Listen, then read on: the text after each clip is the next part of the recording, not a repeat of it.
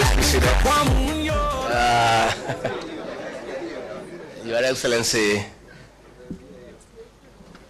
former Vice President, the Honorable Stephen Kalonzo Musyoka, Kiongozi wa DAP Kenya, the Honorable Eugene Wamalwa, honorable members, senators, MCAs, and all leaders present. God is good, and all the time. Nisalimieni kwa Bwana Yesu asifiwe. Asanteni sana.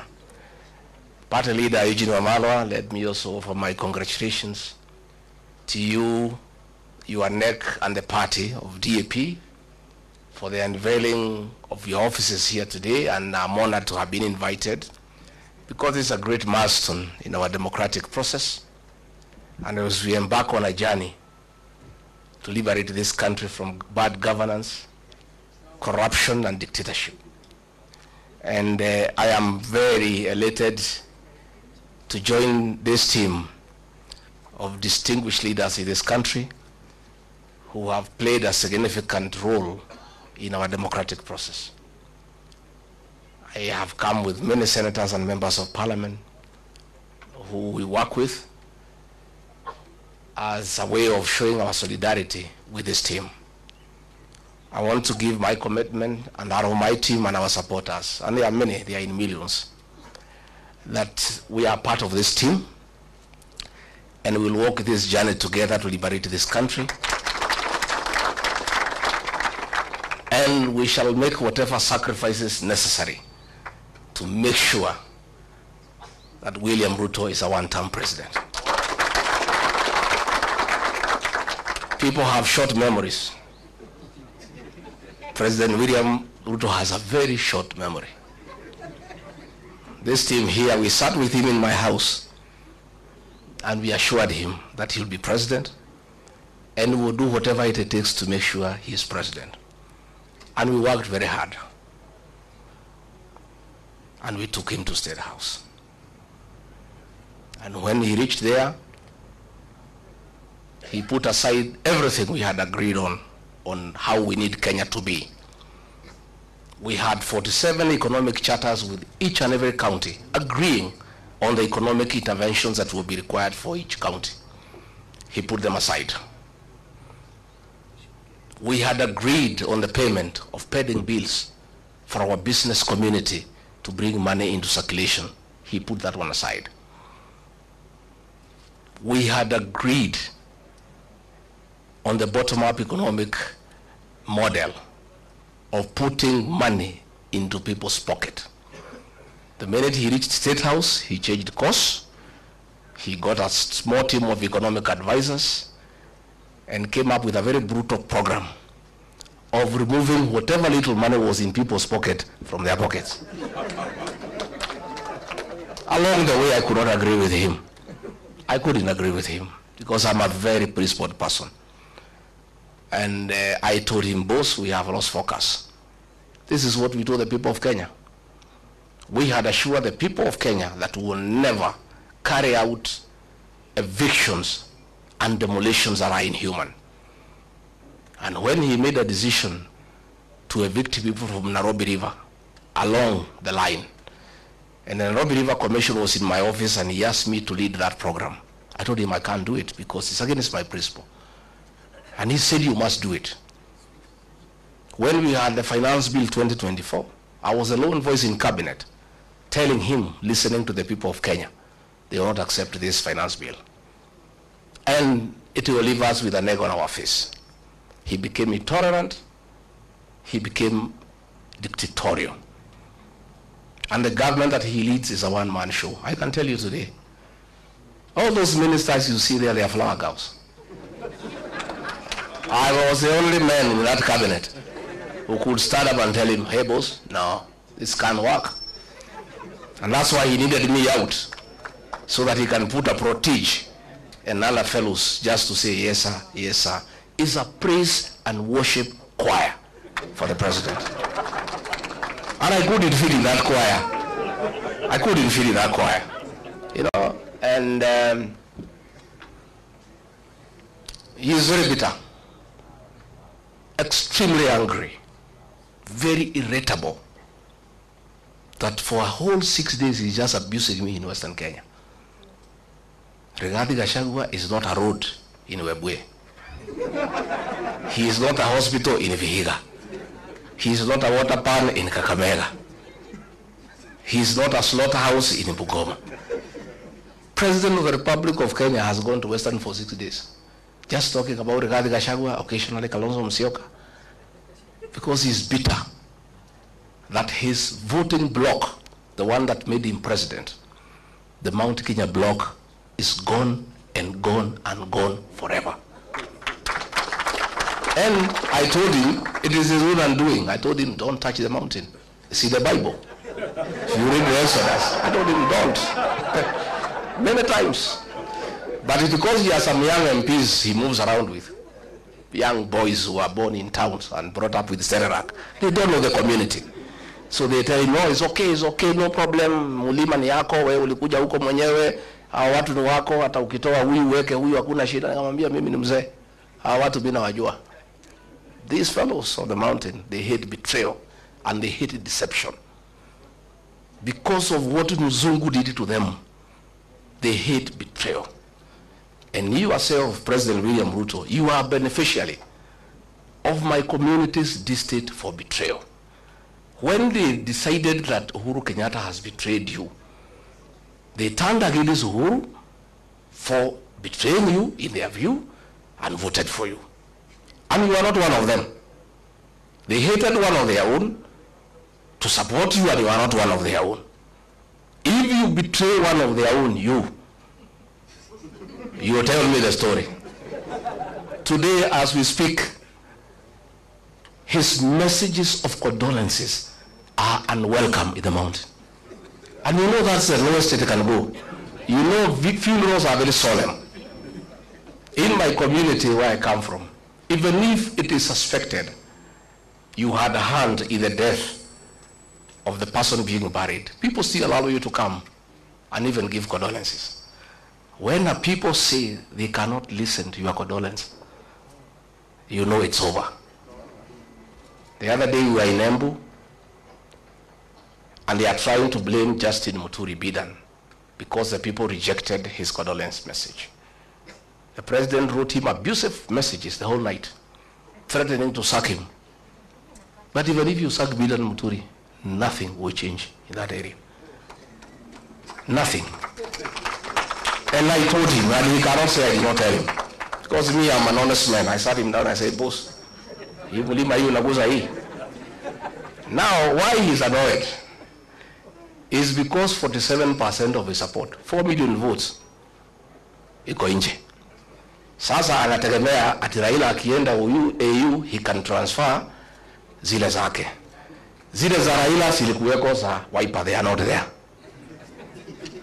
Ile ya Mlembe, it's not there. Hii ya Kisii, it's not there. Huyu jamaa amekwama. Amekwama. And I can tell you, because I know him, he is cornered. Kazi yetu rahisi sana is to stay together and unite our people. Mimi naomba jamii ya Mlembe. Amekuja huko anaita mimi mkabila. Ati ndio mimi nisisaidie nyinyi. Siku nilimsaidia, hakujua mimi ni mkabila. When we voted for William Ruto, we knew he's not a Kikuyu. 87% of my people voted for him. We knew he's not a Kikuyu. 13% voted for Raila Odinga. We knew he's not a Kikuyu. We had our own candidate called Wahiga Mwaura. We never voted for him because we are not tribal. Saa hii ameona tunashikana na watu ya Wiper. Ameona tunashikana na Mlembe Nation. Na hapo Mlembe Nation ndio naona amekwamia hapo. I think it's his last hope. Sasa anakuja huko kusema ati mimi ni mkabila, ati ndio msinikaribishe tusifanye pamoja. President William Ruto, hear it from here, Chui House. The same way Mulima ilisaidia wewe, it is possible tunaweza saidia hii watu ya Mlembe. It is the same way tunaweza saidia huyu Kalonzo. Na sisi hatuna contract na wewe.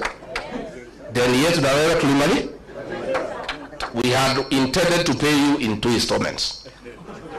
Tukakupatia the first installment, ukagusa mlima. Hiyo deni ikafanya nini? Kaisha.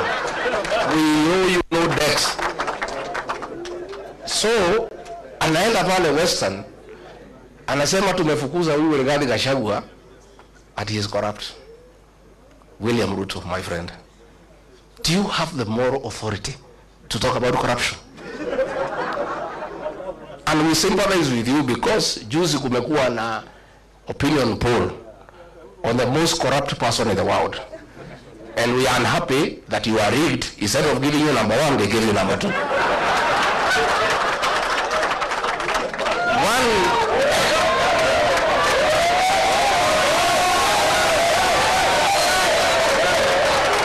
Let me say, I want to say, let me say, President William Ruto could not agree me to stay in government because I could not agree to corruption. The State House of Nairobi is the real center of corrupt activities. So, Mr. President, be an honest man. Look for a mirror before you talk about corruption and look at yourself.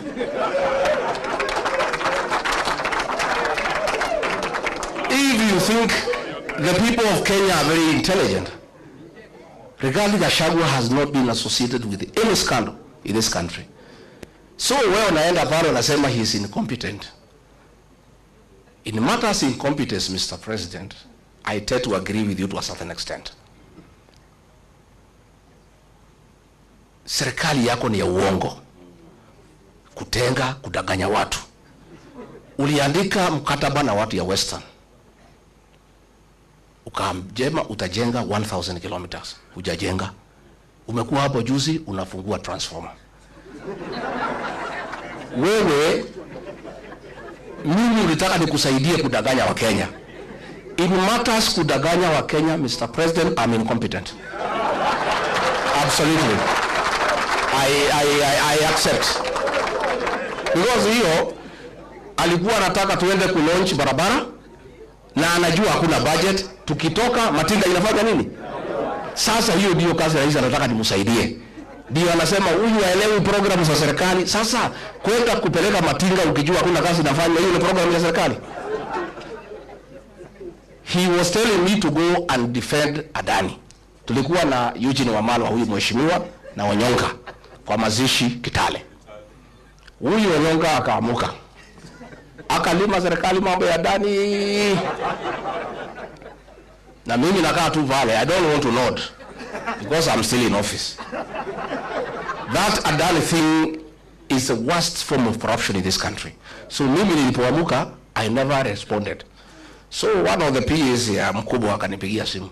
Mtu yuko huko, mtu ya Saturday 6. Wewe ni deputy president ya saa ngapi? Maana ya deputy president, you speak last. Dio ile maneno yote iko baya ya serikali ukanu. Kwa nini huyo Nyonga alilima serikali mambo ya Adani and you are not defending?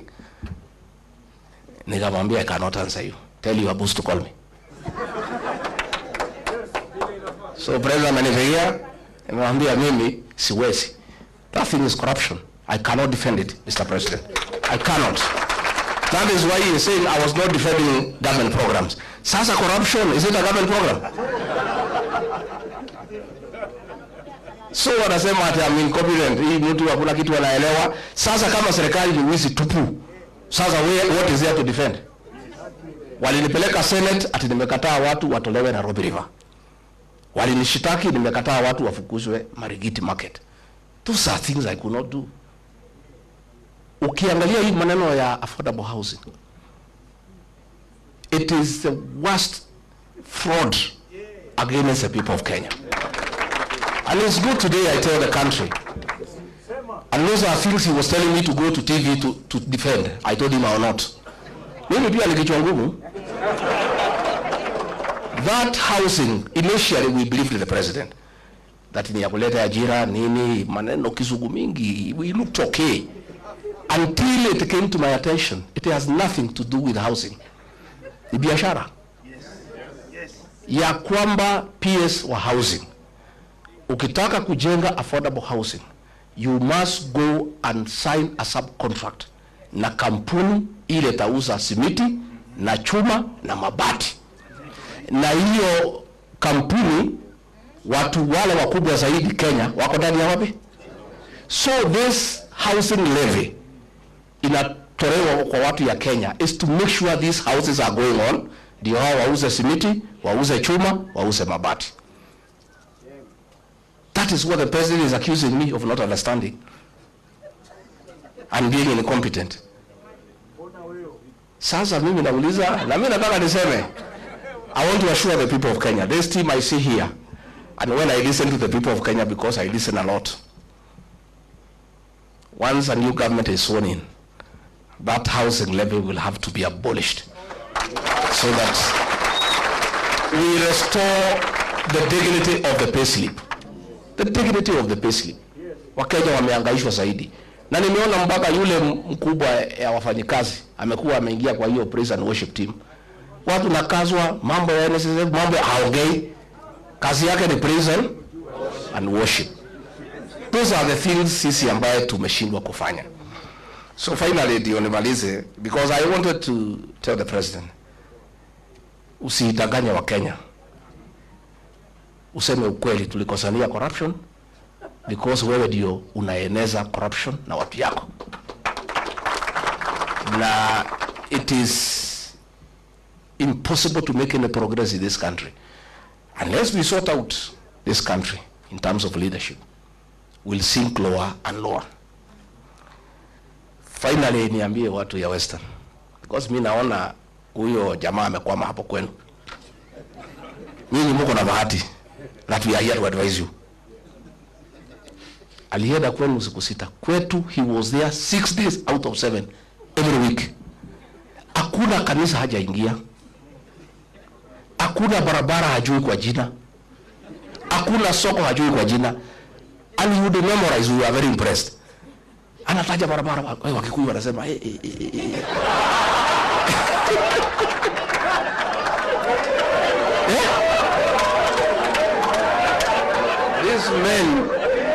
These men called a community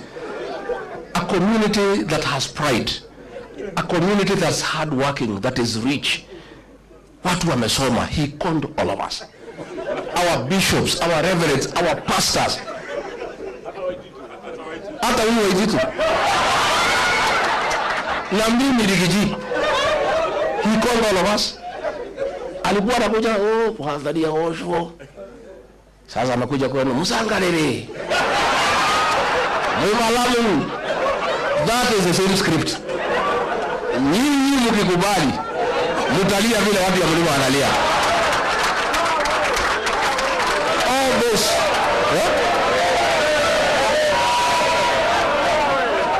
Hiyo yote ni utapeli. All those things promising he will not do anything. He promised us atatubalizia barabara ya Mau kwisha. Nitajenga hii. So today he does not come to our place. The last time alikuja pale Embu in November, alijaribu kuenda uongo ya housing. Washirika wakabuka kumwambia tutaki uongo hapa tena.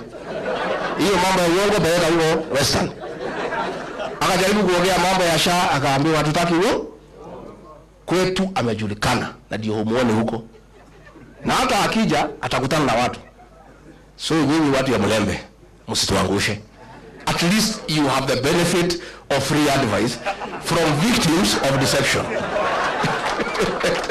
Sindio? Simuko na free advice. Yeah? Sasa yeye halali ati nimekaa pale wa Mnyoro. Mimi nakaa tu chini ya miti. Yeye hako juu ya gari.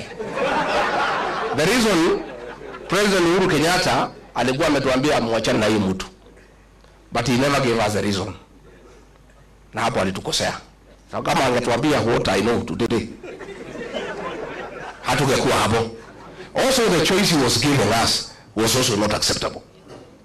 So pale nimekaa pale, I'm doing things differently from Uhuru Kenyatta. I'm involving the people who is William Ruto. That is why he is unhappy. Mimi nakaa pale watu wanaeleza watu naeleza wanasema imetosha, wanatoka wanaenda.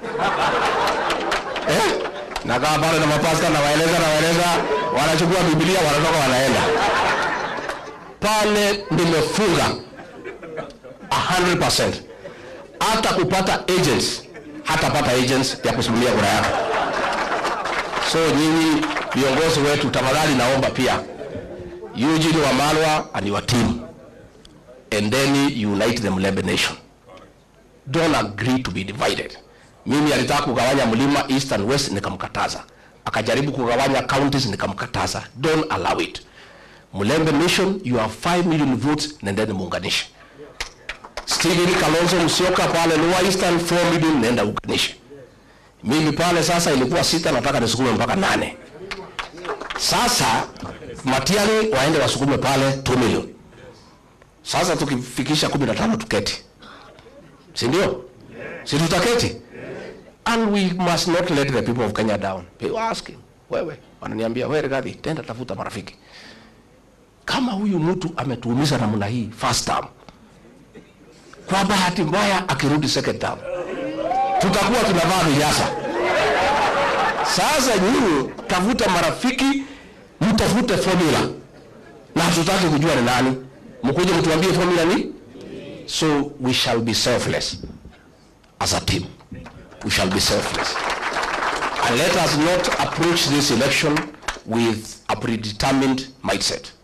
That lazima ikuwe ni mimi ama ni mimi. Wacha tuseme tuko na kibarua ya kungoa hii jamaa. That is the first objective. Let us consolidate our votes, consolidate. Uzuri, payslip holders are 3 million. Na kila, every payslip holder has a minimum influence of 2 people. Those are 9 million people who have a personal issue with William Ruto. Sasa, ongeza Gen Z. Maneno imeisha. So, and I want to, as I sit down, I want to ask our Gen Zs, please, you are doing a very good job, our sons and daughters, on the social media, keeping this guy in check. Continue. But that is not enough. You must take IDs and register as voters. Because the final transformation of this country will happen on the ballot box. Not on a smartphone. The smartphone will create the awareness and create the necessary mood and mobilize people. But the actual transformation of getting the right leadership will happen on the ballot. So we want to ask the Gen Zs and the millennials, please take IDs, register as voters, and continue what you are doing on the smartphone. Now you are doing a good job. Huyu jamaa halali. Even he was accusing me ati mimi ndio naongoza Gen Z. Nikamwambia president, that's a good wish. If I'm the leader of Gen Z, I'm a very strong leader in this country. Because it's a serious force. So, leaders, hawa niwapongeze.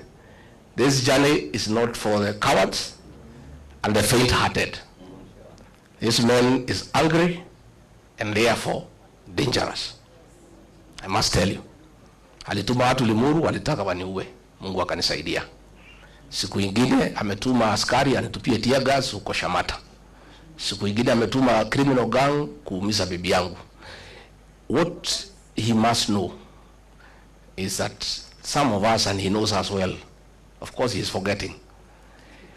When the fourth administration was against him and persecuting us, we stood with him and never feared. Sisi si watu ya kuuziwa uoga, hata tukiuziwa hatuna pesa ya kununua. But I want to tell these leaders, you must be steadfast. You must be on the right side of history. And with these two great leaders, and Matiang'i and the others who come on board, we'll work together. Na tutasaidiana. We'll continue consulting, tutatembeleana. Hivi karibuni, we are also going to unveil our movement. And it's a serious movement. And it's a national movement, but the home of the mountain. Just like every party has a certain home. It's a national party, but with a home. Watu ya mlima wamesema sisi tulienda harusi na gari ya mtu mwingine. Kufika kwa mtu tukaambiwa tushuke. Sasa tunatafuta gari yetu ya kwenda harusi. Sasa kila iko magari hapa. Sasa tutakutana kwa harusi, Mercedes iko, Range Rover iko, magari imejaa wapi? Pale. This UDA, when I make my announcement in another few weeks, will be a shell. It will be a shell. There will be nothing. Ulifukuza sisi, tumetoka na watu wetu wote. Nobody, even people are impatient.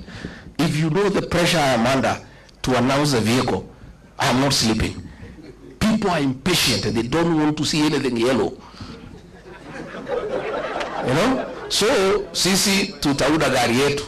Na itakuwa ni gari kubwa ni ya Wakenya wote. Na tunataka tuungane pamoja na hao wengine tupange Kenya. And we mean well for this country. Na mtu asikuambie ati sisi ni wakabila kwa sababu tunaunganisha nyumbani. You would be stupid to go to the national table before you organize your house. Lazima kila mtu apange nyumba ya. Alafu ndio tuketi kwa meza ya Kenya, si ndio? So we must all organize our houses so that tutengeneze nyumba hii, tutengeneze hii, tutengeneze hii, tutengeneze hii. Yeye is bitter kwa sababu hii yangu alikuwa anafikiria ni yake. Sasa amejua si yake. Sasa hako na machungu. Na there is nothing we can do, hatuwezi msaidia, pole. Wewe omba Mwenyezi Mungu, huyu mzee aende EU kama he can give you his base. I don't know whether loyalty is transferable. Whatever he can give you, you see what to do with it. Hii ya Western naona kama imeenda, Ukabani imeenda, ya Kisii imeenda. Sasa pale kwake tutapambana. Hata sisi tutakuwa hapo. Baba akienda, ile tabaki pale tutangangania na wewe. Si tutangangania? Kwa sababu hata there are some guys who came to see me from Siaya. Wanasema, they came to my house. Wanasema, sikia, Rigiji, sisi, our loyalty is not transferable. Sisi ni watu ya baba. Akishaenda AU, tuko free. Na sisi vile tunaona yeye ni mtu ya kusema ukweli tunaweza elewa. So, even that Nyanza, baba akienda, will be there also. Because there are also people who want to join the rest of Kenya. So mimi nimefurahi sana and thank you very much, na tumeshukuru DAP Kenya, continue consolidating until Governor Natembea asiuziwe uoga, na hata akiuziwa asinunue. You know they were saying that when they impeach me at I am finished at 2 weeks, alidanganywa na vijana hapo hii ya town.